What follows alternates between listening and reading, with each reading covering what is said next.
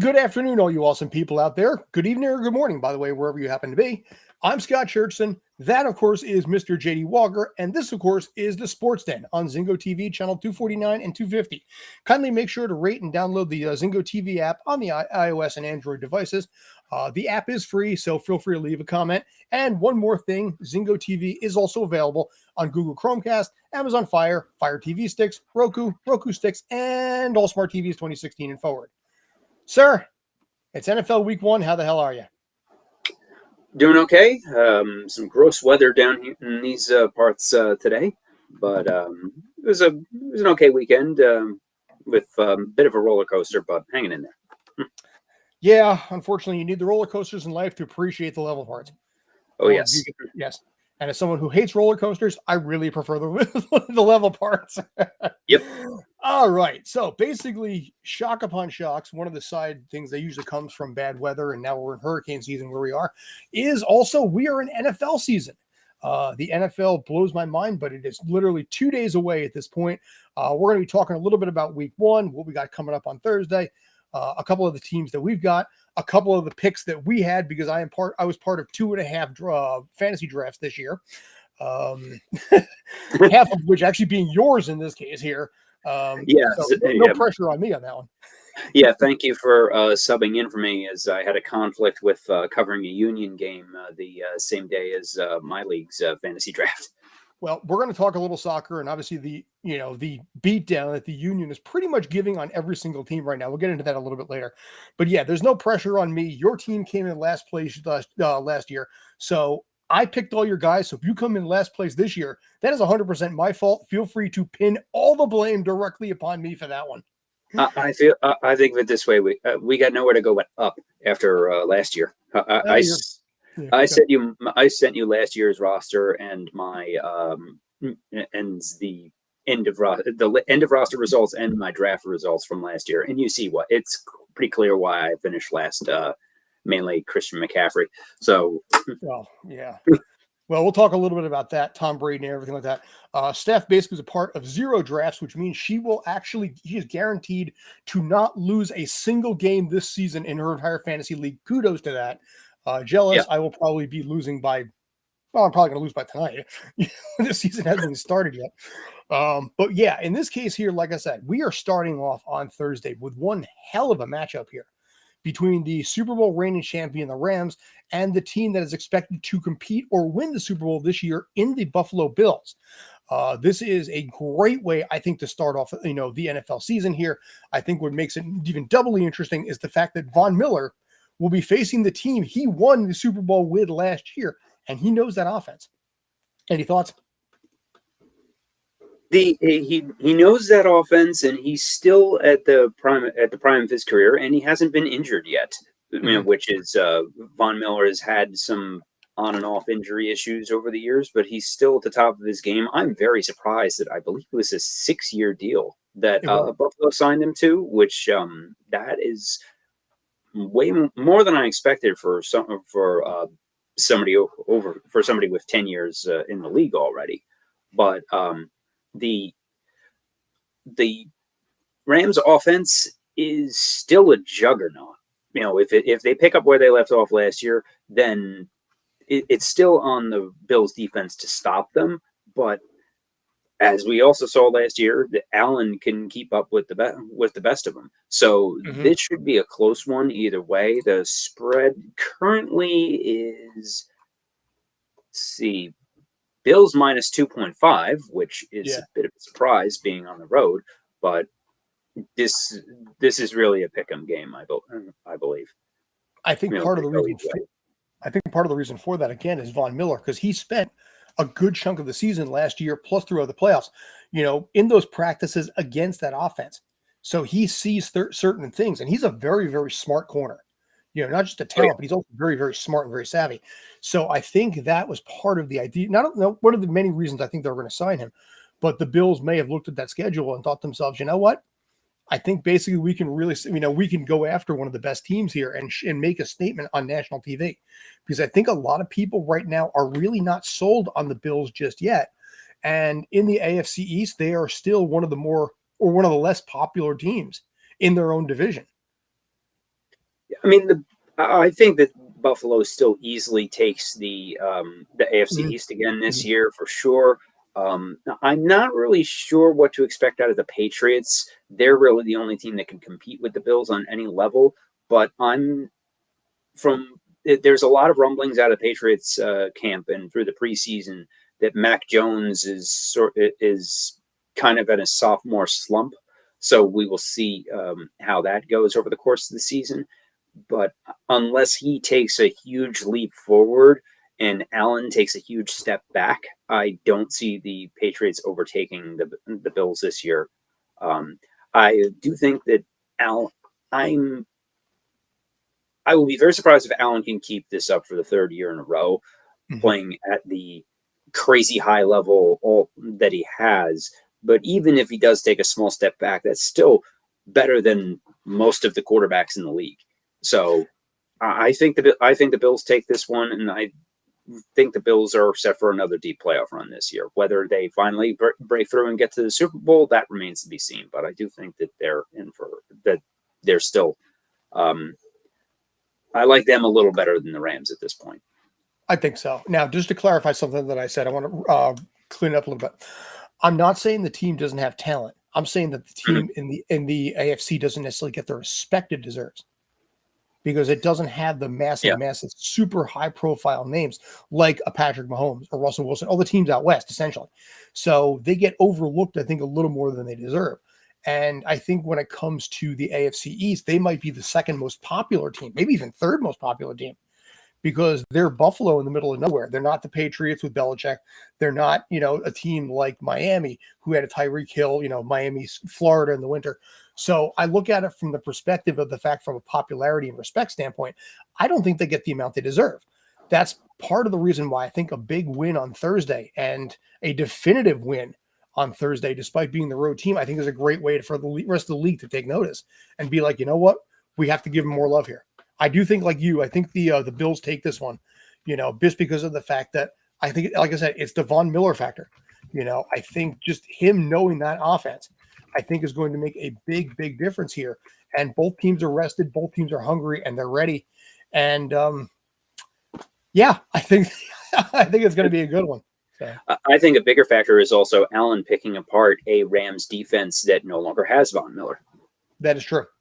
That's a good point too. And while the Bills don't have as many casual fans as teams like the Patriots, from having been so bad for so long, Bills Mafia is the most, I think, one of the most dedicated and passionate fan bases in the country. So while they may not have the national appeal, they have huge regional appeal, and Bills Mafia will be out in force. No matter where they go. And by the way, credit to Bills Mafia when they beat Lamar Jackson and the Ravens in the playoffs a couple years ago. They raised $250,000 to Lamar charity. So Bills Mafia raised that money for the opposing quarterback's charity. So Yeah. respect where it deserves there. I think it's a really cool gesture. Like in this case here, there's a few other teams that basically I wanted to cover a little bit, cover a couple of games here. One of the big ones here, they're calling it the game of the week. It's the Bucks and the Cowboys.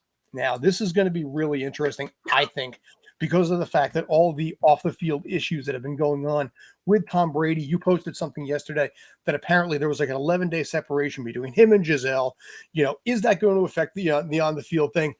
I personally just didn't believe that this team was going to be as strong as years past. And I think Tampa is going to lose a little bit, and it's going to be a little bit more of a closer division this year than years past, especially if he's having marital problems on top of it, because it will permeate no matter how much of a warrior Tom Brady is. But in this kind of game, it is the Cowboys. I don't trust the Cowboys. I don't believe the Cowboys are really as strong as Cowboy fans would say they are. Right now, the number is 1.5 for the Bucks. I think the Bucks do take this, but I think it's going to be a tougher hill climb for the Bucks than years past. But they do win this one at least. The Cowboys are never as good as Cowboy fans think they are. Looking at you, Sheldon. Yeah, the Cowboys are the only team whose fan base can assume that they can go 18-0 in the regular season. Patriots are like that too. But the Patriots, I think, deserve it. I mean, when you had the Tom Brady, Belichick factor, even now with Mac Jones, I think, I would trust the Patriots to go further into the playoffs than I would the Cowboys. But yeah, Cowboy fans are just like, book it. We're going 20-0 in the regular season, and we're not going to give up a single point. Whoop! Yeah. But also every single year, people talk, oh, this will finally be the year that Brady slows down, and then he just doesn't. So until he actually does, I'm not saying anything. And also all of the other manufactured garbage around him in the off season, it's hard to even believe what is real or what isn't. How bad are the marital issues with Giselle? I don't know, and frankly, I don't really care. There's certainly enough money to split between the two of them. So really, I do think that I agree that I think the Bucks win, and that the Bucks are probably not the Super Bowl contenders that they have been the past few years, but it's too early to tell really how much there is to the supposed marital troubles that Voldemort is having. But I'm not buying anything from Dallas. So basically, a lot of people are saying that they can still win that weak division. No, I think that the Eagles win that this year. It probably only takes 10-7 to win that division, but I think even 9-8. Yeah, and I think Dallas takes a step back this year. Also, it's been almost 20 years since any team has won that division in consecutive years. It rotates every year. Mm-hmm. Yeah, even when the Giants won, it was a bad 10-6. And right, and they only won once. The second year they won 9-7 as a wild card. Oh no, I'm sorry, I had it backwards. I'm sorry. They won the division at 9-7 and then won the wild card at 10-6. Yeah, so they've never. I think since the Eagles in, I believe, 2003, 2004, there has not been any team that has won the NFC East 2 years in a row. So with Dallas winning it last year, they're not winning it this year if that history holds. And considering that Washington and the Giants aren't winning much of anything, it kind of goes to the Eagles by default. I think also because the Eagles have gotten stronger. I think Jalen Hurts is a stronger player now. I think they added Brown. They've added some things in there. And yes, it is also an addition by subtraction because your other three teams, in that entire division have taken a step backwards, a step up, but nothing to the Eagle level. So for Fly Eagle Fly, I think it is there. I'd be shocked if that division actually is won by anybody other than Philadelphia. I would be blown away by that. I just don't think it's going to happen. I'd love to see the Giants win the division and for God's sakes get back to a playoff spot, but it's not that year yet. And we're going to get into the Titans Giants game shortly in a minute. But so in this case here, just to close this one out, we're both on the Bucks. Yes. Okay, fair enough.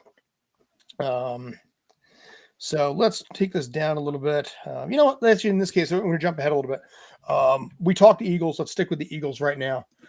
They're up. It's a plus. They're giving 4 to the Lions.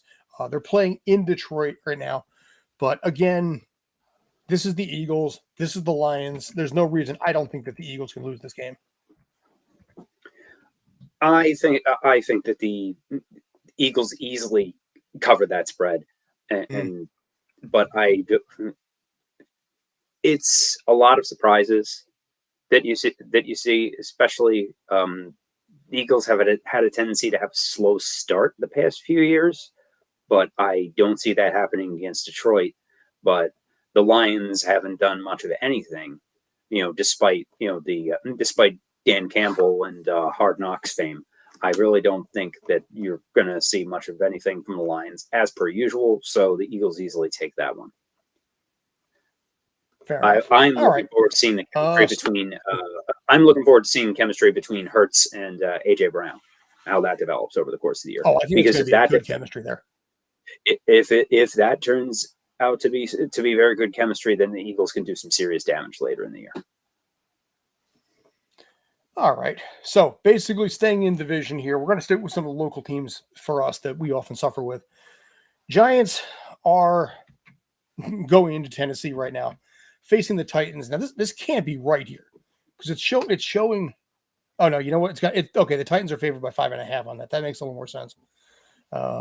Giants are a huge question mark right now. I think they're a step up, but they're not going to be able to go into Tennessee and beat that team on the road. Not with Ryan Fitzpatrick, not with Derrick Henry. You know, this is a better Giants team, but they're going to get run over, I think, on Sunday. Yeah, not. I don't see anything from the Giants for much of anything this year, and not against a perennial playoff team like the Titans playing on the road. That one could get ugly fast. Yeah. Well, if it's the Giants from years past, usually what'll happen is it'll be close for the first half.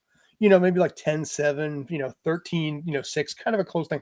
And then the second half basically is a complete nosedive, and then it ends up being 44-10. So this would not surprise me in the least if it went that direction. The Titans will run, like I said, run this one. This gets complicated for me because Derrick Henry is one of my running backs in one of my fantasy leagues. So this always complicates it when you have fantasy league versus team loyalty. But irrespective, Titans take this one, run away with it. Your New York Jets are basically, they are at home right now facing the Ravens, who are favored by 7. Is there any way that yours and Brandon's Jets can pull off a win here? I don't see it. I don't see. I'm hoping for some progress this year. I did see something this morning that Coach Saleh is optimistic and leaving the door open for Zach Wilson to come back this week. I think that's a huge mistake. I think that they should not rush him back for week 1. Let Flacco go out there, see what he can do. Even if it's just to be cannon fodder for the Ravens defense, there's no need to push Wilson back into action this quickly. Hold him for week 2. It depends how his rehab and practice goes this week, but they haven't officially ruled him out yet. This could just be gamesmanship to try and keep the Ravens guessing. So who knows? But I think that it is a huge mistake if Wilson does play this one, and they should go with Flacco. With the signings to shore up the offensive line, that should hopefully be a little bit better. And I think that the Jets defense is much improved this year, but there's still such a long way to go, and they have a brutal early schedule. So yep. I don't see. So just as usual, I really don't see much reason for much hope for this. And that 2020 draft from the supposed draft guru, Joe Douglas, it looks like a massive dud when your best players out of that draft are a punter and a special teams player. That's a bust. That's a bust of epic proportions from a team that has not drafted much of anything for the better part of 10 years, which is why they're the worst team in football over the past 5 years, tied with, of course, the Giants. Mm-hmm. However, worst team since 2020 is not either one of the. I think we just lost your sound, Scott. Okay, and Scott froze. All right, so I'll just keep rolling with this until Scott comes back. Apologies if this is dropping for any technical difficulties. We also have the Raiders-Chargers late game on Sunday on CBS. That's in LA with the Chargers favored by 3. I think that Herbert is the next quarterback to take that next big step this year. We'll see if he leaps forward like Josh Allen does. But I think that the Raiders can the Raiders make the playoffs again this year? That's gonna be a tough one in what is probably the strongest division in football. I think all 4 teams may finish over 500 this year, but I still think that Denver is pulling up the rear in that division. Probably my pick is the Chargers to win that, and the Chargers will win and cover that 3-point spread. And as we wait for Scott to sort out his technical difficulties, let's keep it rolling. We also have the Broncos at the Seahawks on Monday Night Football. We are starting Monday Night Football out with a bang this year, with Russell Wilson facing his former team, favored by 6.5. Not something you usually see on the road, but the Seahawks are looking historically bad this year for a team that was trying to wait for. It felt like they had a staring contest also all offseason to wait for the 49ers to cut Jimmy Garoppolo, and then the Niners didn't cut Jimmy Garoppolo because they knew that Seattle would pick him up. So they had a choice between, not really much of a choice at all, between Geno Smith and Drew Lock, which with Drew Lock getting COVID, that ended up with Geno Smith being the week 1 starter in Seattle. Oof. It's early to say that they're tanking, but if Geno Smith is your starter going into the season, you're in for a very, very long season. So Broncos with the extra revenge factor of Wilson coming back to Seattle for his first game, the much richer Russell Wilson after signing a massive extension, even though despite not playing for a game for the Broncos yet, and so I think that the Broncos take this one easily. And I think, can you hear me at this time? Did we finally fix this? Maybe perhaps for at least 10 All minutes? right, now we have your sound back. I think we're good. Hate this so much. Anyway, I don't know. Since it went through your machine, I don't know how much of that actually got out over the air, but I just you were live the whole way through. I just wasn't existing. Okay. So yes, so we'll look into that in its own due course. But so Russell Wilson right now, I think it's ironic that you got that massive show, come back in this case. I think he will be well received by Seattle for the most part, but they're in a rebuild right now. I think Seattle will lose this game. I think there you go. See, you're getting some love. You're getting some love down there, man. All right. You don't even need me. I'm going to sign off. I'll catch you later. Please don't. I am sorry about that. But I think in this case, as far as Russell Wilson goes, I think it'll be a good comeback for him. I think it'll be a good win for that team. Again, he knows the defense pretty well. He knows the style pretty well. And they know him pretty well, him individually, but he knows more about Seattle than Seattle knows about the Broncos here. And I think that's going to be a bit of a factor. That and just that team has just been absolutely gutted in Seattle. Oh, yeah. There really isn't. There really isn't much there to speak of. And it was evident last season, that everything was falling apart. It was best for both sides for Wilson to move on. Because that relationship had run its course. It's fascinating to me how fast the 12th man has turned on Russell Wilson, because they went from missing him and being sad that he was leaving to now hating the guy and saying, wow, and all kinds of trash talk on the internet of, really, you gave him that extension? But they were crying when he was traded a few months back. So, dude, that was a bigger extension than I think he deserved. I get you got to have to try and keep with the West and everything. And we've talked about the fact that the West has gotten a lot stronger. However, that is a lot of money to throw. I don't know what's the trend now with the fact that you have all of these NFL quarterbacks who are making just obscene amounts on these contract extensions. Watson first, then Kyler Murray, and now Russell Wilson. I mean, was all of this just from Patrick Mahomes' contract, who granted was at a level far beyond these guys, but did he spark a trend here that will be the future of the NFL? Well, it's worth noting that all of the quarterbacks you just mentioned got way more guaranteed money, and guaranteed money is the number that matters in these NFL contracts. They got more guaranteed money than Mahomes did in that deal, and they don't deserve it. Murray has not won anything.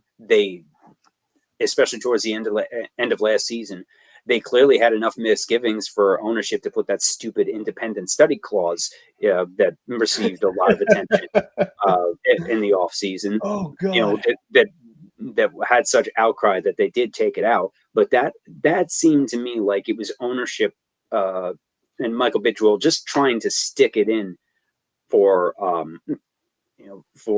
to try and make Murray look bad, which all that does is make both sides look bad. It makes Murray look incompetent. It makes the Cardinals look incompetent for giving him that extension, and it makes Murray look lazy. Everybody loses. So just what is the actual point of that? Watson, I'm not even going to touch that because I need to stay FCC safe here. I left you in the chat deliberately because I didn't know whether or not you wanted to bring it up, so that's fine. All I'm going to say is that just there is so much wrong with that contract and how it was structured and the amount of money, but we'll just leave it at the Browns are the Browns, and just it's an unseen amount of stupidity from the mistake and incompetence from the mistake by the lake. And we're most hated team in football, and oddly enough, in my opinion, one of the ugliest uniforms as well, especially that dark brown.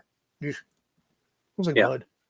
But anyway, so we pretty much, I think, wrapped up all of them. Any of the final thoughts maybe before we move on to certain Red Bull players seeing red?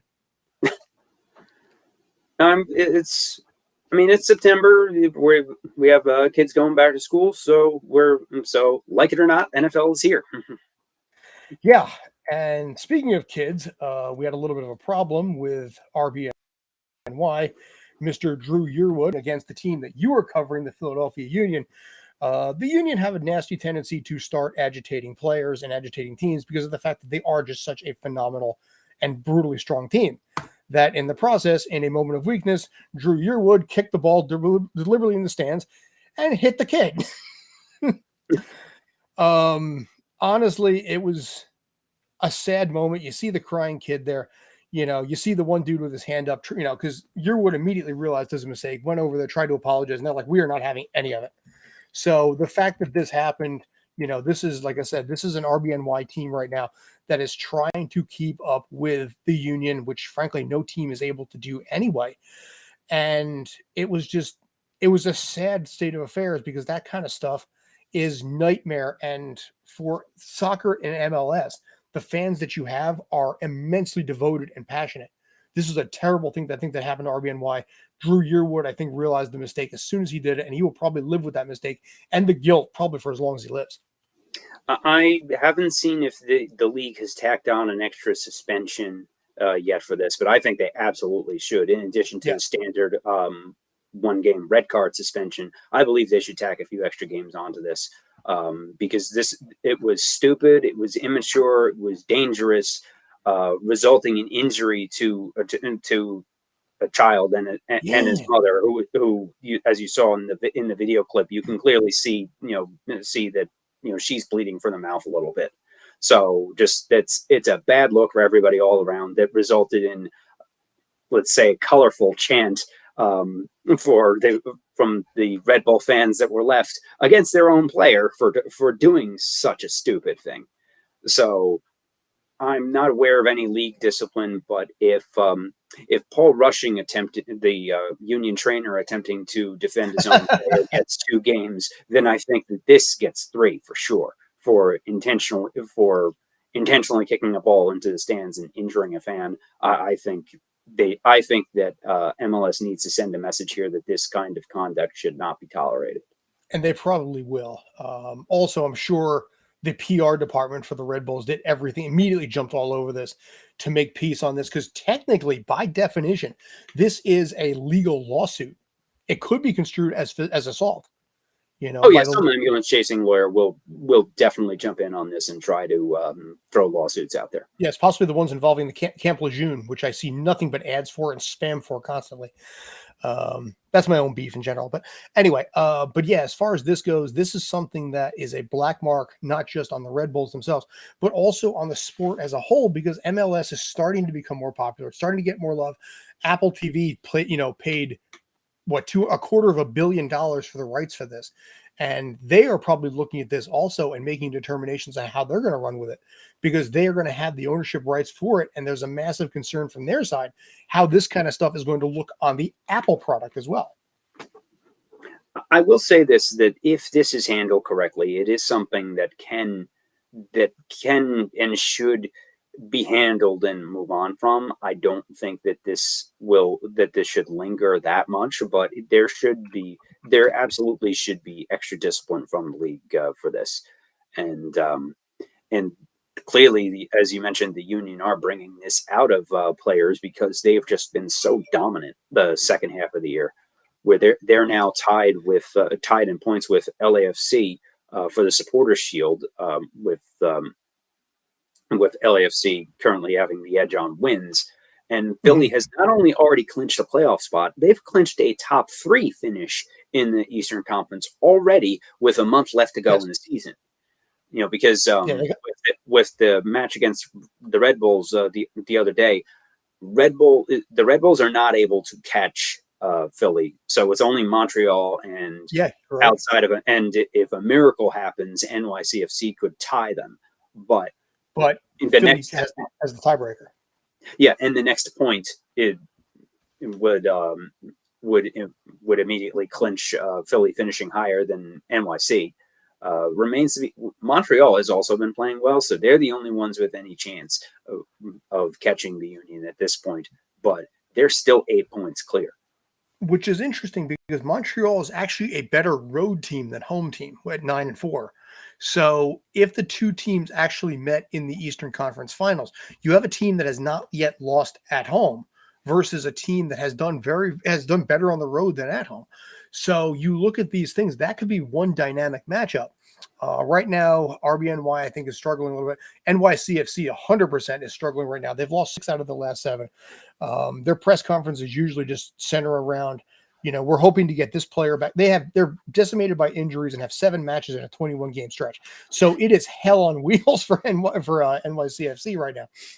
And Philadelphia, I think they won the game against Atlanta the other day 4-1, which is unusual because A, they didn't score 6 goals, and B, they gave up 1.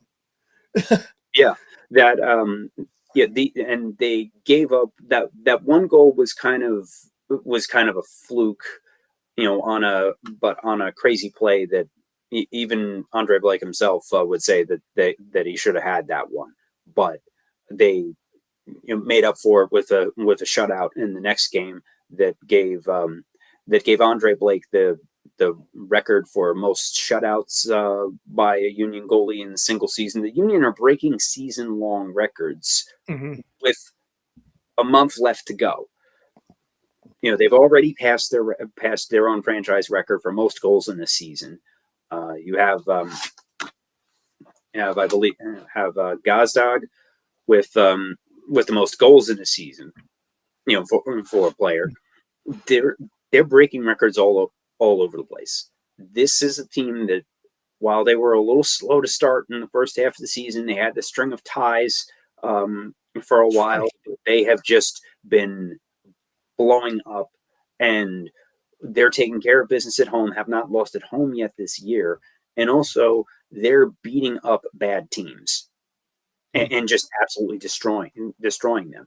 So over the past 4 games, they now have a combined score of, I believe, 18-1 that they have outscored their last 4 opponents, including the Red Bulls playoff team. So it's one thing to beat up on the bad teams like Houston and DC, but it's another to handle the Red Bulls in their own building as well as they did. Yeah. And here's what's interesting about this, to come back to that one for a sec. When NYCFC played against the Red Bulls, a fight broke out in the stands between the fans. And as a result, it ended up being where NYCFC was suspended. They weren't allowed to bring the drums to the stadium for like a month, and a bunch of other things that were built into that. So you look at what happened here with RBNY, and I almost wonder, to some degree, does it in a tiny way exonerate what actually ended up happening with NYCFC? These are both intense rivalries, where NYCFC and how we doing on where NYCFC and the Red Bulls have a lot of there's a lot of bad blood there. The Red Bulls are a traditional rival for the Union, since the Union came into the league. Although that rivalry has been passed over the past year by NYCFC, there's still a lot of bad blood here, and a lot of bad blood between Red Bulls fans and the local rivals. So, and then of course the issues with NYCFC and Philly. So just these are none of these three teams and groups of fans like each other. As you were flamed and burnt to a crisp, but on various online forums, Oh boy. trying to extend any kind of peace offering. I came in pleased with a white flag, and they're just like, we're going to torch that shit. Yep. It's like, you know what it is? I'm used to certain other subreddits where they're like, okay, fine, we don't, whatever. But yeah, Philly fans are a unique species unto yourself in every facet, I think, all the way through. Oh, yes. Yeah. But the Union I like to say that Union games are like a party. Dude, but a fun kind of party, but a fun, happy party versus what you might get at Eagles games, which is more of a let's get drunk and destroy things kind of party. But a lot of times the fans from one carry over to the other. So different environment, but same energy, same vibe. Like I said, I mean, that's the thing about Philadelphia. They have, the seats shake when a goal is scored. Mm-hmm. So there have been games out there where I've been following, on the side I knew you were at the game. And I'm seeing the score go up like 4, 5, 6. Tom Karwacki is sending me messages like, we just hit 7. And I'm just thinking to myself, are you feeling every single one of these under your seat every time? What's funny is that especially in the games against the bad teams, like Houston, and while they did beat Atlanta 4-1, and that final result was on a goal in the last few minutes, mm-hmm. They're firing on all cylinders. They have some of the best strikers in the league. Julian Carranza is mm-hmm. a fantastic up and coming player. Gazdag and Mikhail Yuri have been playing great. Just there's a lot of talent to go around. They've been done pretty well with injuries recently. They've been staying healthy, as I knock on wood over here for that for them to keep up that kind of luck. Whereas a lot of the other league powers have kind of been fading the past few months after selling off their best players in mid-season transfer window, with NYC and LAFC. And not replacing them in the process, yes. LAFC had the same issue, so it wasn't just NYC that did that. That's one of the reasons for between the player transfers and injuries. That's been why LA has slowed down in the past few weeks. But just it's a statement by the rest of the league. Coach Curtin is quick to say in every post-game press conference that the fan atmosphere, he said that you can feel the life coming out of the other team with each goal. Yeah. Just the noose tightening with each one, and you just see the opponent's morale sinking. And it is fantastic to watch. It's funny because when you write for a team, and I went through this last year when NYCFC went to the finals and won, you have to remain professional, but a fan, so you have to be, you have to actually keep yourself as kind of an even keel. But when you're in a situation like that, like I said, the passion and the energy, it's hard not to feed off of that. And for you right now, you're going through in some ways probably better than what I went through last year, because NYCFC went through a period of like 500 some odd minutes without scoring a single goal. You have not had that. Yeah. You have just had like sweep all the way. And you kind of came into this when the team was just starting to get hot, and you're just riding the tide right here. The one thing I'm loving every minute of it. Oh, dude, you should. You 100% should. The only thing I will say is that come playoff time, your connections that you have right now, I'm not going to mention who they are it goes through a different source on that. So that'll be something that we'll address in due time now that your team has officially made the playoffs. So we will cover that, and then get you in for as much as we can do. And, if your team gets to the finals, I might make the trip down with you if I can get in. Oh, yeah. Because, my finals last year with Portland, I wasn't making that trip. I mean, if they get the Supporters Shield, then every game goes through Philly. Yeah, they're pretty close to clinching the Eastern Conference. They play Orlando on Saturday. Right now, because right now with with Philly in the top spot, they would get the first round bye, and they would play the 4-5 winner. Which currently in the 4-5 slot you have NYCFC and Orlando, who has been inconsistent but still playing fairly well for the past few weeks. Orlando beating a heartbreak of a team in NYCFC 2 Sundays ago. Yeah, in the final 10 seconds, they scored a game-winning goal, killed all the New Yorkers. Yeah, so that will be an interesting first round matchup, and if NYC does manage to pull through that game, I'm expecting another one of those 5-1 beatdowns with the bad blood between those teams. Not trying to get ahead of ourselves a bit, but and also my thoughts about the Supporters Shield is almost like a curse. I believe only 3 times in the past 15 years it has a Supporters Shield team won the MLS Cup. I don't have it in front of me, but I looked it up recently, and it was very few. The track record the past few years especially has been exceptionally bad, with New England losing to NYCFC in the first round last year, or the second round rather, in their first game after a 3-week layoff. The Union will not have that long of a layoff because of the crunched calendar this year with the World Cup starting in November, so it will just be 1 week instead of 3 full weeks off. So we'll see how things shake down. But the Union are the hottest team in the league right now, the best team in Philly. It's a very hot ticket. Although it was a slow arriving crowd because of the traffic on last Wednesday, it ended up mostly filling up. I don't know if it was a complete sellout, but it was a very impressive crowd for a midweek game. And tickets for the weekend games are impossible right now. So it's nice being on the inside making connections. Isn't it? And the fan engagement is there and the interest is there. I would just personally like to see more media coverage of it. You can see my writing at our website, streampunkent.com, and your writing about NYCFC as well. Yes, and the New York Boulders, who also did reach second place in the East in the Frontier League, they got their wild card match tomorrow. So good on them. But yeah, for you, like I said, we'll close this out in a minute. But the plus side is also you get free cheesesteaks. So yeah, the food is pretty good. Yeah, I'm jealous a little bit on that one to a degree. All right, so we got about 10 minutes left.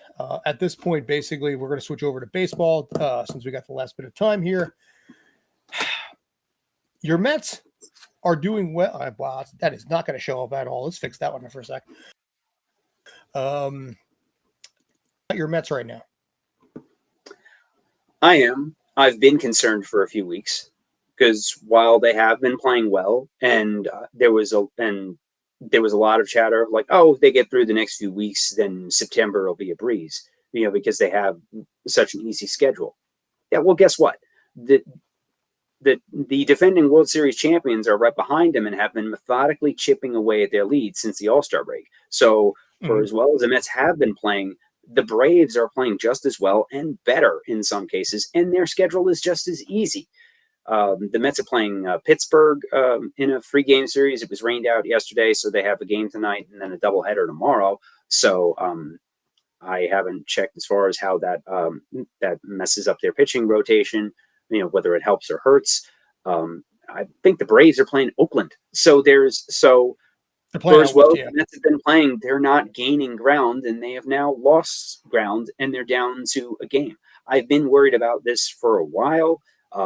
With my history as a Mets, and I've seen this team blow a 6-game lead in 12 games. So this is easy right here for the Mets to blow this. Despite how well they've been playing, and they really need this division championship to set up for playoff success. Because with how their pitching rotation is and how DeGrom especially does not pitch well on short rest.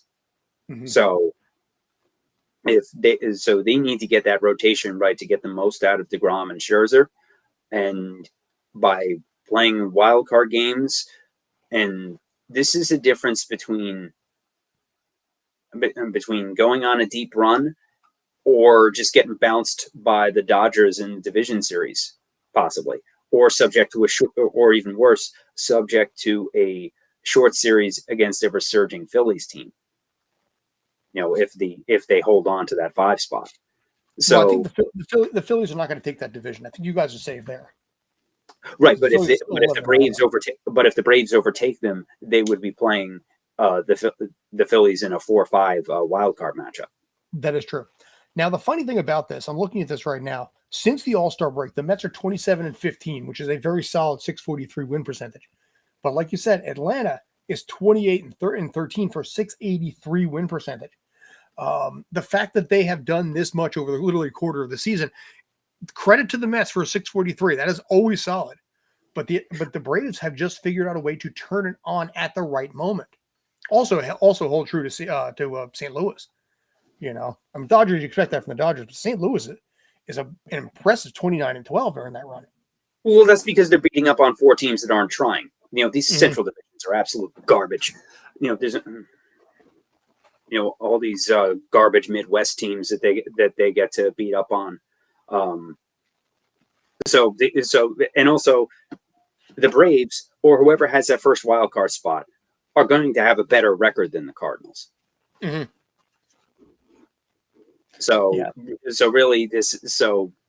And then you have the Dodgers who are just head and shoulders above everybody. The Dodgers are just doing what the Dodgers do. Beat them in a 3-game series last week. So I've said for a while, and I still feel that way. This Mets team reminds me a lot of 2006. Mm-hmm. And with how they've played the past few days, I kind of have a hunch it may end the same way. Which is in the NLCS to the Dodgers. But if they don't figure out this Braves situation, and while I wouldn't really call this a collapse by the Mets because the Braves have just been playing better, at least as of now. But there's 27 games left, which is an eternity. When you're dealing with 2 teams that both have easy schedules and finish the season playing with a 3-game series playing against each other. So this could go down to the wire. And what's interesting about that, as we've got a couple minutes left here, is if it does come down to that 3-game series at the end, that's going to be a playoff match in its own right. If these teams are a game apart either way, this is going to be an absolute war. And I think the ratings on that are going to be through the absolute roof. I don't know if the ratings for anything have been through the roof in baseball this year. Heck, the ratings for anything that isn't football haven't really been that great, when it got in regular season stuff. But there will be definitely some interest. And there's the fans of those teams that are paying attention are absolutely fully engaged. While I don't pay attention to 162 games like I used to, and since I'm not in the local area anymore, I'm not able to watch Mets games really. Aside from catching a national game rather. Not that you want to anyway. Right. So really, this is going down to the wire. And for the last few weeks, as I've heard some other Mets fans say, "Oh, we're setting up for an easy September." No. Not with the Braves playing as well as they have, and both teams are feasting on the dregs of the league that aren't even trying. And what's interesting about it is the fact that you've watched the Mets lead diminish over the course of the last few weeks. So it's dropping down to 1 in this kind of situation. Every single game suddenly becomes critical because now the Braves are smelling the division lead. It's a big difference when you're up. The Padres, for example, it's 19 games. That's over. The Yankees, I'll use that as an example here. When they were up by 12, 13, 15 games, it was out of sight. But then eventually they started dropping. The Rays started climbing. The Rays started to smell the lead. And I'm surprised that the Rays did not sweep that series because this would be 3 games out at this point.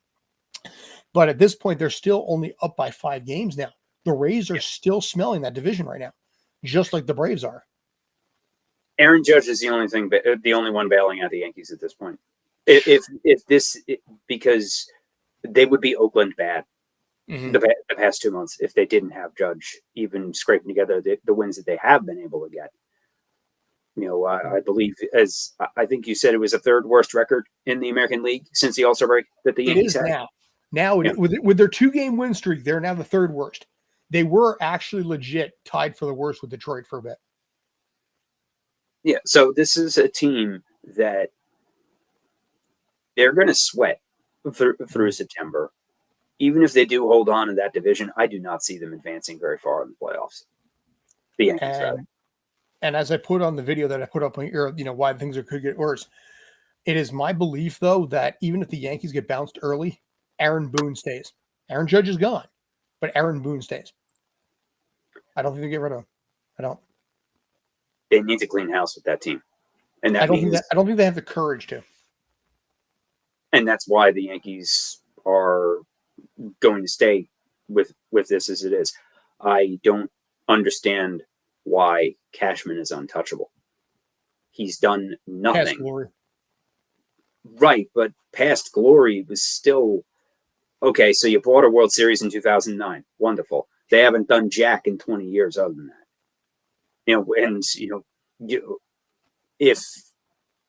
If the old man was still around, Cashman would have been fired about 10 years ago. Cashman was almost fired several times, even during that run. Yeah. So Joe Torre did. Hal is not George, and he is on the rare times that Hal does talk to the press, he's very adamant about that, and how he's run the team has shown that, and I do respect that. They've also maximized revenue. Their payroll is about the same as it was 10, 12 years ago, but their revenues are doubled, and the team is worth, I think, almost triple in that time. Going from probably around $1.5 billion net value to about $5 billion plus now. Just there, as I believe Brandon called them, a law firm that happens to have a baseball team.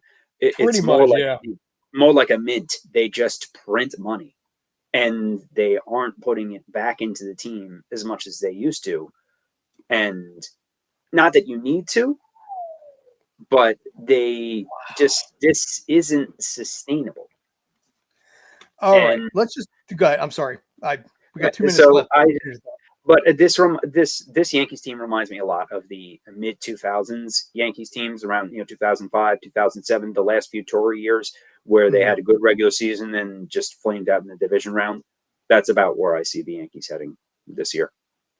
Nice, yeah, true. I agree on that. That's probably what I want to see too, because again, these players are getting tired, and we'll see what happens. They even come to the end of the month. One last thing on this, we got 2 minutes left. So in 2002, the team was worth $730 million. So that is coming right off the heels of the dynasty and September 11th and all of the trips to the World Series and all the wins that they had. In 2002, they were worth $730 million. In 2022, 20 years later, according to Statista.com, which is nothing but statistics, and I love it for that, they went from $730 million in 2002 to $6 billion this year. It's yeah. A mint with a baseball team. Wow, I didn't even think it was that high. I did not even think it was going to be that high. Holy hell! I thought $5 billion was my guess. So no, Statista is a really good site for having numbers, especially when it comes to money. So yeah, according to them, last year was 5.25, and then it was $5 billion in 2020. So they've gone up a clean billion in 2 years. Anyway, we got to wrap this up at this point. We got to do the commercials and all that. They still charge some press for food. Yeah, supposedly they charge $15 for the press to eat there. Allegedly, I don't know what the details are on that. So that's okay. I go for NYCFC and I get all the lasagna and chicken parm I want. So anyway, we got to wrap this up tonight at 7 p.m. It is Tales from the Film Set on Streampunk Cinema. We will be talking about a plethora of different things in there, including the decision by Amazon to start deleting written reviews of Rings of Power on IMDb, which, by the way, they own, that happened to be below the 6 rating. So if you rated the show at a 1 through 5 and had a written definition about why you feel it's that way, gone. As always, basically, Streampunk Sports on YouTube, Streampunk Cinema on YouTube on that side of the fence. As far as Facebook goes, it is Streampunk Entertainment, regardless of where you're going with that, and Streampunk ENT, both for the website and for Twitter as well. For myself, I'm Scott. That is Mr. JD Walker. Thanks for all you guys that were commenting. I appreciate it. Give us your thoughts. You agree with the picks? You disagree with the picks? Do you like it? Do you hate it? Let us know, because in the end of the day, we work for you. So thanks as always for tuning in. Take care. Be groovy.